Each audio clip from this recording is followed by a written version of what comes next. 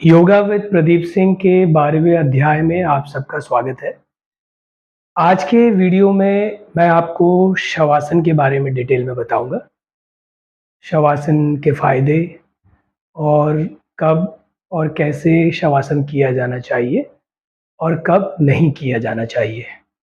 तो चलिए शुरू करते हैं आज का वीडियो। शवासन जो शब्द है या फिर आप प्रक्रिया या प्रोसेस बोल सकते हैं, इसका सबसे पहले प्रयोग किया गया था हठ योग प्रदीपिका में और ये प्रयोग शुरू हुआ था 15वीं शताब्दी से।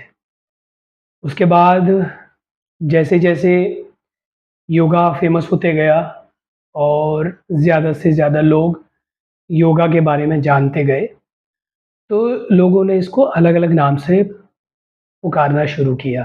जैसे कि अभी मॉडर्न वर्ल्ड में हम लोग शवासन को कॉर्प्स पोज़ बोलते हैं, कुछ लोग स्टारफिश पोज़ बोलते हैं, कुछ लोग ज़ीरो ग्रेविटी पोज़ीशन बोलते हैं, कुछ लोग एंटी ग्रेविटी पोज़ीशन बोलते हैं और कुछ लोग सुपाइन पोज़ीशन बोलते हैं। तो ये सारे नाम अलग-अलग रेफ़रेंसेस को दिमाग में रखते हुए रखे गए हैं।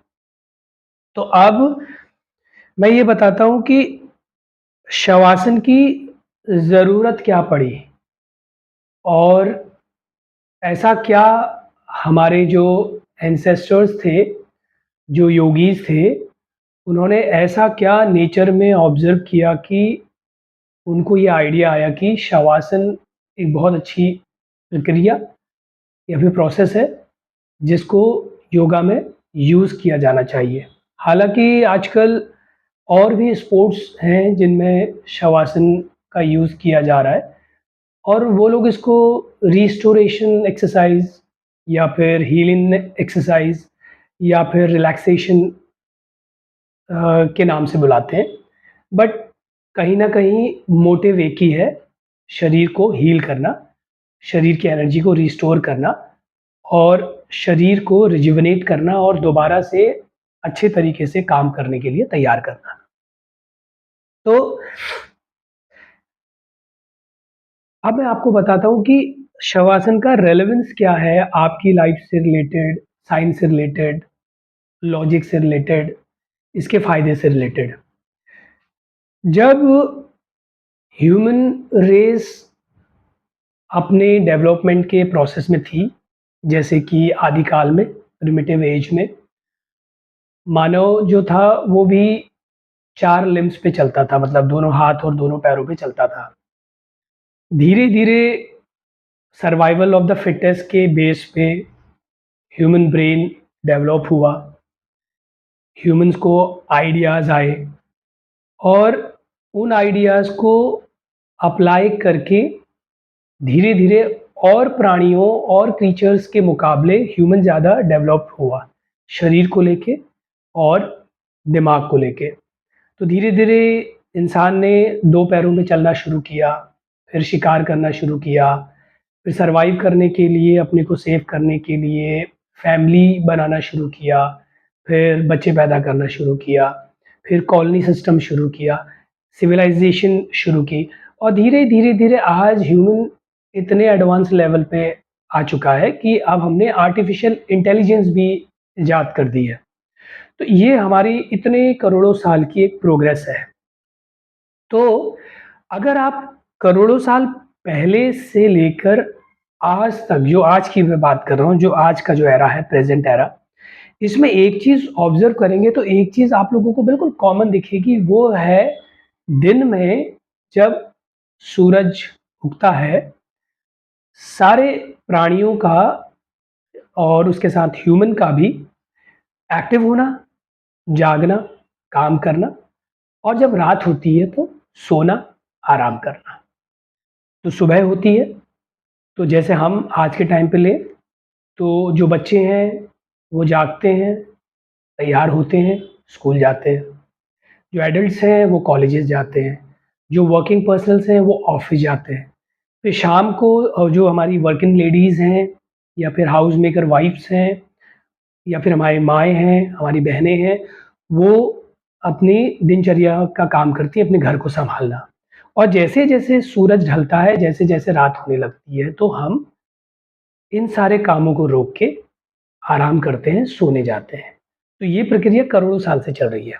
सूरज उगा, हम सब एक्टिव हुए, हमने जो भी दिन में हमारे पास काम है वो काम किए, रात हुई, हम लोग आराम किए, फिर दूसरे दिन सूरज उगा और ये प्रोसेस ऐसे चलते करोड़ों साल से चल रही है।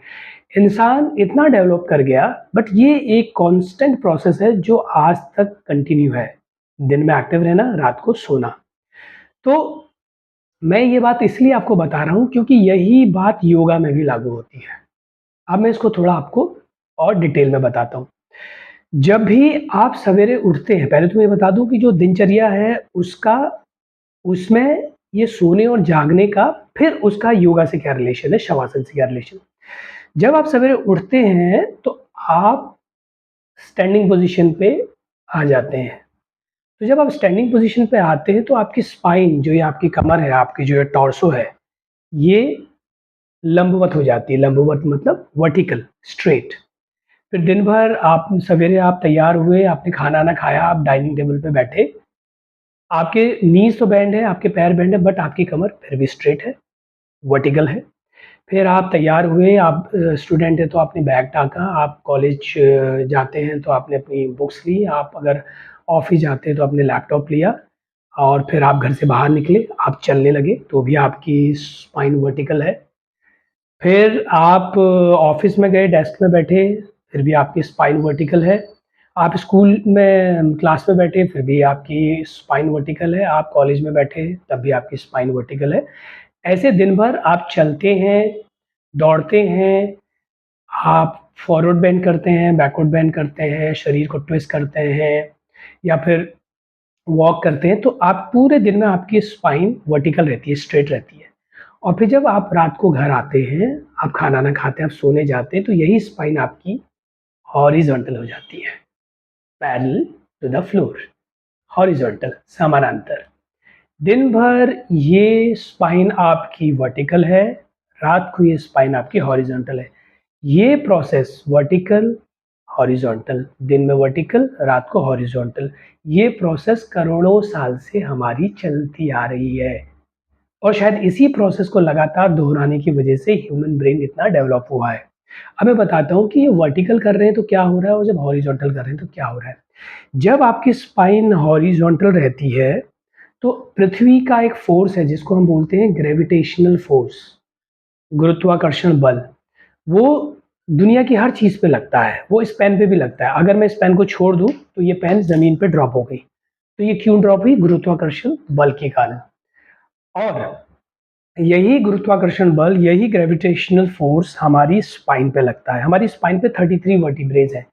ये, एक के ऊपर एक ये वर्टिब्रेज़ ऐसे सेट होते हैं, तो जाके हमारी एक स्पाइन बनती है, जिसके अंदर स्पाइनल कॉर्ड है। तो ये जितने भी वर्टिब्रेज़ हैं, जब दिन भर आप स्टैंडिंग पोज़ीशन पे हैं या फिर वॉक कर रहे हैं या सिटिंग पोज़ीशन पे हैं, आपकी स्पाइन वर्टिकल है, तो ये स्पाइन भी उस ग्रेविटेशनल फ़ोर्स को एक्सपीरियंस करती है और इसी ग्रेविटेशनल फ़ोर्स की वजह से हमारी स्पाइन हल्की-सी कर्व्ड होती है। इसमें कर्वेचर होता है, हमारी स्पाइन ऐसे स्ट्रेट नहीं होती है, हमारी स्पाइन हल्की-सी कर्व्ड होती है। इंग्लिश का जो अल्फ़ाबेट है एस, हल्का उसका एक शेप लेके हमारी स्पाइन होती है। ऐसा क्यों?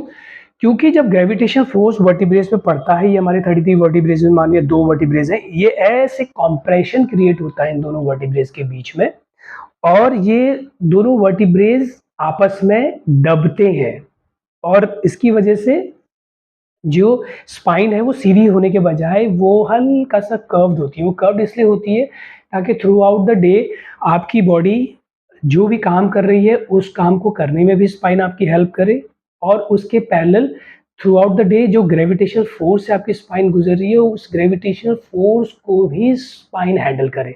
तो आपकी स्पाइन कर्व में इसलिए होती है कि वो जो ग्रेविटेशनल फ़ोर्स बैठते समय, चलते समय, दौड़ते समय, बेंड करते समय, उठते समय आपकी बॉडी पे पड़ रहा है, उसको स्पाइन हैंडल करने में हेल्प करे और साथ में जो काम आप कर रहे हैं, जो एक्टिविटीज़ आप कर रहे हैं, उसमें भी वो स्पाइन हेल्प करे।